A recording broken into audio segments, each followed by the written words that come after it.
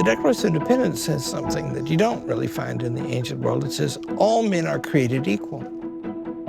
And yet they are so obviously different, aren't they? In America, we like sports. And in sports, they keep score. And you find out who's equal and who's not. And you find it out relentlessly. What does equality mean then? In what way or respect is it true that all men are created equal? What does it mean equal? What does it mean all men are created equal when, obviously, by the way, they are not? Like, look around the table. I'm old, you're young, boys and girls, large and small, younger and older. You're just a baby, aren't you? Yes. He's a sophomore. He's a precocious sophomore, as old Christian here. So we're not equal, right? What does it mean all men are created equal? What do they mean? They have equal dignity as human beings, even though they might be endowed with different degrees. So Hitler and Churchill, for example, have equal dignity. Yes. Yeah, I wonder, what does dignity mean? It references the nature of man as having a right to exist in some respect, at least insofar as being in like the body that you are. Mm. Okay. Compare children and dogs. The most important comparison, by the way, in the entire academic world, the key to understanding all nature, is to compare children and dogs. I don't like cats. I don't compare them. But children and dogs, right? And what is it about the children and the dogs? You can raise them just about the same way when they're young, but then at some point the children start speaking and somehow they've picked up on how people act and how people interact. They talk. Yeah, the specific thing they do. See, in my family, the children are grown now, and we have these two boxers, and they're really great. One of them's a three-legged dog, and he's the happiest dog we ever had. And the dogs are everywhere, wherever we are. So you guys are all coming over to my house for dinner, and you will find that you'll be dining with the dogs, right? And when we were raising the kids, the dogs were always there. And after about a year and a half, the kids started talking, and the dogs never did. And they'd all heard exactly the same things, right? So this talking, Aristotle says that the gift of speech, which is identical, he claims, to reason or rationality, they are the same thing. The argument is, when you are talking, you are thinking to yourself. You are thinking out loud. And when you are thinking, you are talking to yourself. It's the same thing. Now, somehow this capacity we have that makes us human, there's some respect in which we are all created equal.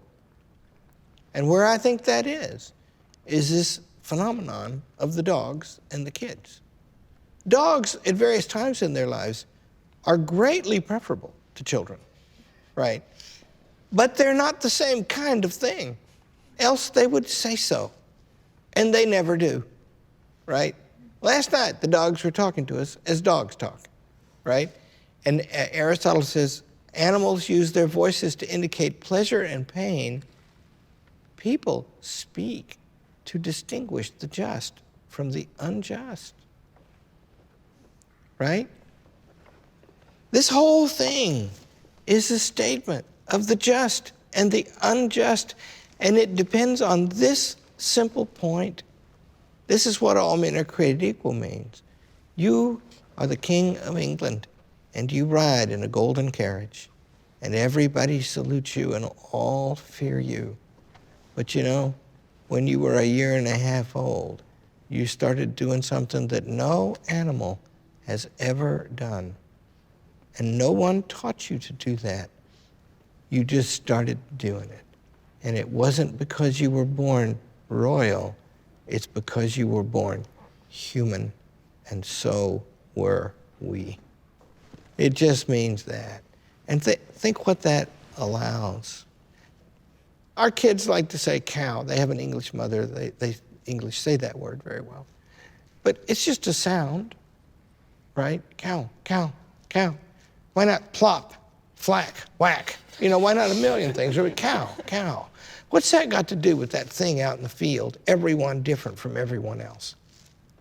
Right? And they can just look at a two-dimensional picture of a cow and identify it, and then you can take it out in the field and show them a bunch of animals, and they'll point out which one's the cow. But that means before they're old enough to even go outside by themselves, their whole universe gets populated by all of the things that it's in ours. Planets, stars, worms, bees, everything. They can get all of that, right? And they can get all that by the time they're 3 years old. And then by the time they're 5 years old, for sure, they can start identifying these sounds they make with marks on a page, and then they're reading. And then the next thing you know, they're reading Shakespeare.